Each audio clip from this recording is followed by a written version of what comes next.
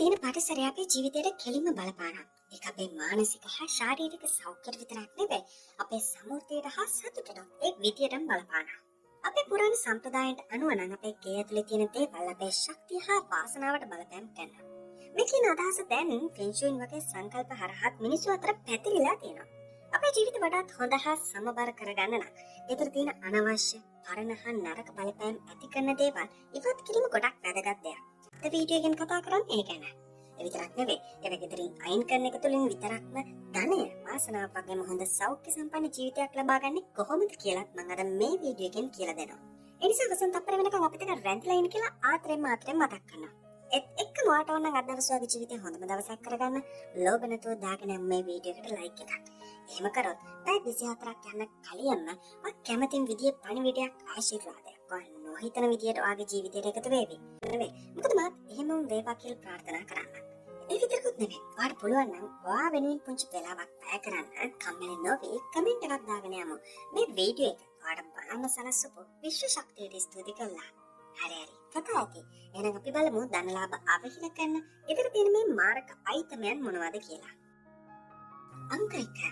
අපේ අල්මාරි වල අවුරුදු ගාණක් තිස්සේ නම් තියෙන. හැබැයි ආය පාවිච්චි නොකරන පරණ ඇඳුම් පැළඳුම් ගොඩක් තියෙනවා. සමහර විට වාට මේවා ආය අඳින්න අදහසක් නැතුව වුණත් මේවා අමතක වෙලා ගිහින් තියෙන නිසාම තාමත් ඒවා තියාගෙන ඉන්නව වෙන්න පුළුවන්. මේ පරණ ඇඳුම් අපේ අතීතයට සම්බන්ධ වෙනවා.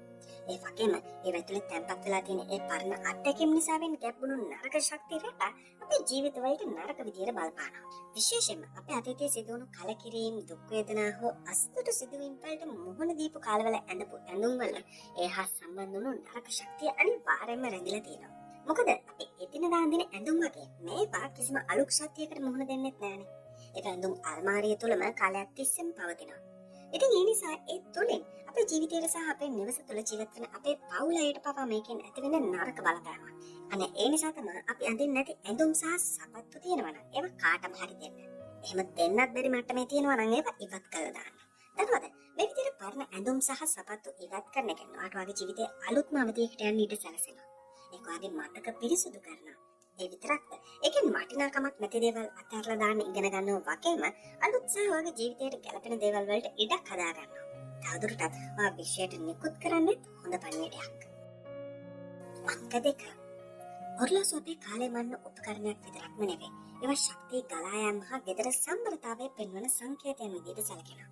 කැඩිච්ච නැත්නම් වැඩ නොකරන ඔරලෝසු ගෙදර තියාගෙන හිටියොත් අපේ ජීවිතයේ දියුණුව හා සල්ලි ලැබීමේ හැකියාව අඩු වෙනවා කියන කාරණාව විශ්ව ශක්තිය හා සම්බන්ධ ප්‍රසිද්ධ කාරණාවක්. මොකද ඔරලෝසුවක් එක්තෙන් නතර වෙලා තියෙන එක හරියටම සමානයි අපේ ජීවිතයේ දියුණුව නැවතිලා තියෙන කාරණාවට.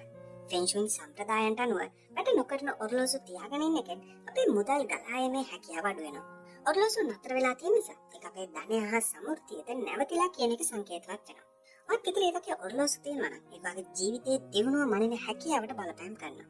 ඒ වගේම මේ කැඩිච්ච ඔරලෝසු හදාගන්න එකෙන් හෝ ඒවා සම්පූර්ණයෙන්ම අයින් කරලා දාන එකෙන් අපේ ජීවිතයේ අලුත් අවස්ථා සඳහා මාර්ග විවර වෙනවා. ඔරලෝසුවක් වැඩ කරන කියන්නේ ක්‍රියාශීලී බව හා ජීවිතයේ ඉදිරියට යන සංකේතයක්. ඒ නිසා අපේ ජීවිතයේ ක්‍රියාශීලී බව හා දියුණුව වැඩි දියුණු කරන්න ඒ වගේ කැඩිච්ච ඔරලෝසු ගෙදරින් ඉවත් කිරීම අත්‍යවශ්‍ය කාරණාවක්. අංක 3. විනිශ්චය පල්ලු පිඟන් ගෙදර තියාගෙන ඉන්න කෙන් ගෙදර මුළු ශක්තිය වෙනස් කරන්න පුළුවන් කියලා දැනගෙන හිටියාද? ෆෙන්ෂුයින් ඉගැන්වීම් වල විනිච්ච පිඟන් භාණ්ඩ තියාගෙන ඉන්න එක අවාසනාව හා අවුල් තත්ත්වයන් ගෙනෙන සංකේතයක් විදිහට සැලකෙනවා. පිඟන් භාණ්ඩ බෙදුනම මේක සම්පූර්ණත්වයෙන් නැති කරනවා. ඒ විදිහටම අපේ ජීවිතත් අසම්පූර්ණ වීමේ හැකියාවක් පවතිනවා. ජපාන් සංස්කෘතියේ කින්සුගි කියන සම්ප්‍රදායක් තියෙනවා. ඒ කියන්නේ විනිච්ච පිඟන් ෆ්‍රන් වලින් හදන එක. ඉතින් ඒ වගේ ඒවා බින්දිලා ගිහින් තියෙනකොට ඒවා ඉවත් කිරීම හෝ හදා ගැනීම තමයි හොඳම ක්‍රමය වෙන්නේ. විනිච්ච පිඟන් පාවිච්චි නොකර ගෙදර තියාගෙන ඉන්න කෙන වගේ ගෙදර නරක ශක්තිය කපටාවක් බවට පත් වෙනවා. ඒ විතරක් නෙවෙයි මේ ගැන කතා කරන සාම්ප්‍රදායික විශ්වාසයන්ට අනුව විනිච්ච පිඟන් භාණ්ඩ තියාගෙන ඉන්න එක අපේ සමතතා සෞඛ්‍ය හා ධනය බිඳී යෑමේ අවස්ථා වැඩි කරනවා. ෆෙන්ෂුයින් ප්‍රතිපත්තීන් වලට අනුව විනිච්ච භාණ්ඩ අවස්ථාවන්ට බාධා එල්ල කරනවා වගේම ධනය ගලා යෑම අඩු කරනවා. එනිසා මේ වගේ බිනිච්ච භාණ්ඩ අයින් කරන එක හෝ ගෞරවයෙන් කාට හෝ පරිත්‍යාග කිරීම තුළින් ධනය, සෞඛ්‍ය හා ජීවන රටාව වැඩි දියුණු කරගන්න පුළුවන්. අංක 4. ගොඩක් ගෙවල් වල අල්මාරි වල, කබඩ් වල, නැත්නම් රාක් වල ඒත් නැත්නම් බෙහෙත් පෙට්ටි අවුරුදු ගාණක් පරණ බෙහෙත් අපි කපඩා කරගෙන ඉන්නවා. මං කියන්නේ පැනඩෝල් වගේ අපිට නිතර අත්‍යවශ්‍ය වෙන්න පුළුවන් බෙහෙත් ගන්න නෙවෙයි. අපිට කලින් හැදුණු ලෙඩකට දුකකට අරගෙන අපිට ඒ ලෙඩ රෝග සනීප වෙලා අපිව තාමත් බෙහෙත් පෙට්ටියම ගබඩා කරගෙන ඉන්නවා වෙන්න පුළුවන්. මේවා හරියට ඉවත් නොකරන එක ශාරීරික සෞඛ්‍යයට අහිත කරයි විතරක් නෙවෙයි, ගෙදර මුළු ශක්තියටමත් බලපානවා. ඊටත් වඩා කල්ලිකුතුණු බෙහෙත් තියාගෙන ඉන්න එක ලෙඩ හා රෝගී තත්ත්ව ආයෙත් ඇතිවීමේ සංකේතයක් විදිහට සලකනවා. චීනය, ජපාන් හා කොරියා ඒ වගේම අපේ රටේ සංස්කෘතිය ඇතුළේ බෙහෙත් කියන්නේ රෝගී තත්ත්ව හා දුක් වේදනා එක්ක සම්බන්ධ වෙන දෙයක්. ඒ නිසා කල්ලිකුතුණු බෙහෙත් ගෙදර තියාගෙන ඉන්නකෙන් ඒවා එක්ක සම්බන්ධ වෙන දුක් සහගත හැඟීම් රැඳෙන්න ඉඩ තියෙනවා. අනේ ඒ නිසා මේ බෙහෙත් කවදාවත් කිසිසේත්ම ප්‍රයෝජනයට ගත නොහැකි සහ අවශ්‍ය නොවන බෙහෙත් අතම ඉවත් කරන්න. මතක තියාගන්න මේ බෙහෙත් ඉවත් කිරීමේදී පරිසරයට හා මිනිස්සුන්ට ආරක්ෂිත විදියට ඒ බෙහෙත් ඉවත් කරන්න. එතෙන්ගො වත් හරියට මේ බෙහෙත් කළමනාකරණය කරනවා නම් කය හා මනස කියන දෙකම සෞඛ්‍ය සම්පන්නව පවත්වා ගන්න එක ඔයාලට උදව්වක් වේවි. අංක 5. අපේ ගෙවල් වල තියෙන සමහර දේවල් අපිට නරක මතකයන් අරගෙන එනවා. මේ අතර හිටපු පරණ පෙන්වතුන්, යාළුවන්, නැත්නම් අසාර්ථක වුණු සම්බන්ධතා ඇති පවුලේ අයගෙන් ලැබුණු තෑගි වගේ දේවල් තියෙන පුළුවන්. මේ දේවල් අපේ ජීවිතේ දැන් තියෙන සතුට හා දියුණුවට බාධාවක් වෙනවා වගේම අපේ හිතේ ඒ ඍණාත්මක හැඟීම් නැවත ඇති වෙන්නත් හේතුවක් වෙනවා. ෆ්‍රෙන්චයින් ඉගැන්වීම් වලට අනුව දෙයක් දුන්න කෙනාගේ ශක්තිය ඒ දේ ඇතුලේ තැන්පත් වෙනවා. ඒ නිසා අපි ජීවිතය තුළ වර්තමානයේදී නැති අයගෙන් ලැබුණු දේවල් තියාගෙන ඉන්න එක ඔවුන්ගේ ශක්තිය ඔයක සම්බන්ධ වෙලා තියෙනවා. විශේෂයෙන්ම මේ සම්බන්ධතා දුක් සහගත හෝ නරක විදියට ඉවර වුණා නම් එවැනි දේවල් ඉවත් කරන එක ඔයාලට වඩාත් යහපත් දෙයක් වෙනවා. මම දන්නවා කොච්චරක් මේ දේවල් ඉවත් කරන එක අමාරු තීරණයක් වෙන්න පුළුවන්. හැබැයි අමාරුවෙන් හරි ඒ දේ කරන්න. මොකද ඒ තුලින් ඔයාගේ වර්තමාන ජීවිතයට ලොකු බලපෑමක් වෙනවා. ඔයා නොදන්නවා වුණත් ඔයා මේ දේ කරොත් ඒක අතීත බැඳීම් වලින් නිදහස් වීමක් හා අනාගතයේ සඳහන් වන ඉඩක් සෑදීමක් විදියට විශ්ලේෂණය දක්වීවි. ඒ වගේම මේ ක්‍රියාව අතීතයට හොඳින් සම්බන්ධ වෙන වගේම අලුත් අවස්ථා සඳහා විවෘත වෙන්න පාට ඊට අවකාශ නිර්මාණය කළ දෙවි. අංක 6. ගොඩක් දේවල් පුරුවට ගොඩ ගහගෙන ඉන්න එක නම් අවුල්සාගත අපිලිවෙල ගයක් නිර්මාණය කරනවා. ඒක වගේ මානසික හා ශාරීරික සෞඛ්‍යයට බලපානවා වගේම ජීවිතේ ගලා යාමට බාධාවක් වෙන්න පුළුවන්. ජපාන සංස්කෘතියේ මායා ප්‍රතිපත්තියට අනුව අවුල් සහගත ඉඩක් තුළ ශක්තිය හරියට ගලා යන්නේ. ඒ වගේ ජීවිතේ අවුල් කරන්නත් හේතුවක් වෙනවා. ෆික්ෂන් ප්‍රතිපත්ති වලට අනුව ගොඩ ගහපු අනවශ්‍ය දේවල් ගෙදර ඇතුලේ අලුත් තැනේ හා අවස්ථා ඇතුල් වෙන්න තියෙන ඉඩ අහුරනවා. ඒ විතරක් නෙවෙයි. ඒ තුලින් පිළිඹු වෙනවා අපේ මනසේ ඉඩකඩ නැති බව. ඒ නිසා අනවශ්‍ය දේවල් ඉවත් කරලා ගෙදර පිරිසුදුව තියාගන්න කියන අපේ ජීවිතයටත් ඒ වගේ ධනාත්මක ගුණාංග අරන් යන්න පුළුවන්.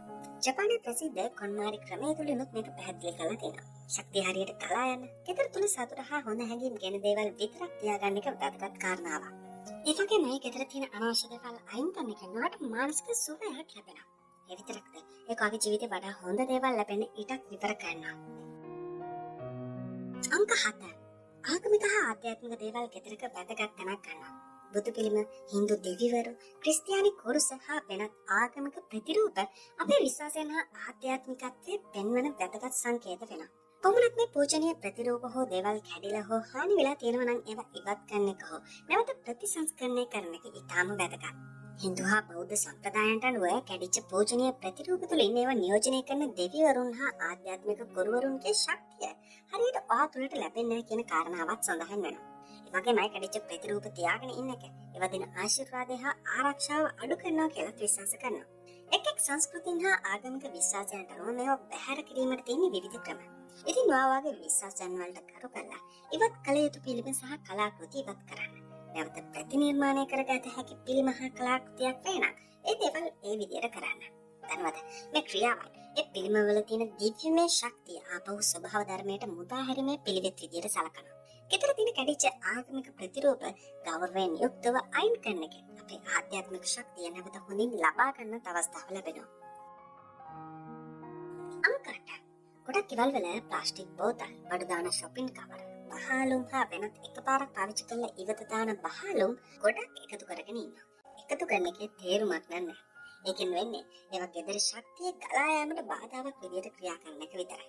විශේෂයෙන්ම අපි එකතු කරගෙන ප්ලාස්ටික් හා බෝතල් අවසානයේ හිස් පවේ සංකේත විදියට තමයි ගොඩක් සම්ප්‍රදායන් වල සඳහන් වෙන්නේ. ඒ වගේමයි මේවා තියාගෙන ඉන්න එකෙන් එතනමේ හිස් බවක් හා හිඟකමක් ඔයාගේ ජීවිතය තුළට ආකර්ෂණය වෙන්න පුළුවන්. අනේ නිසා ඒ වගේ බහලුම් ප්‍රතිචක්‍රීකරණය කරන්න හෝ ආපහු පාවිච්චි කිරීම තුළින් ගෙදර තුළ ඉඩකඩ හා ශක්තිය නැවත ලබා ගන්න පුළුවන්. මේවා පිළිවෙලට හරි විදියට පාවිච්චි කරන්න පුළුවන් නම් ඒවා තියාගත්තර කමක් නැහැ. එහෙමයි කියලා අනවශ්‍ය විදියට මේ බහලුම් ගොඩ ගහ ගන්න නම් එපා. ඉතින් ඔව් මේ තමයි අපේ වීඩියෝ එකේ අවසානය. තවත් මේ වගේ වීඩියෝ එකකින් මුණ ගැහෙනකම් වාට සුබම සුබ දවසක්. ජය වේවා.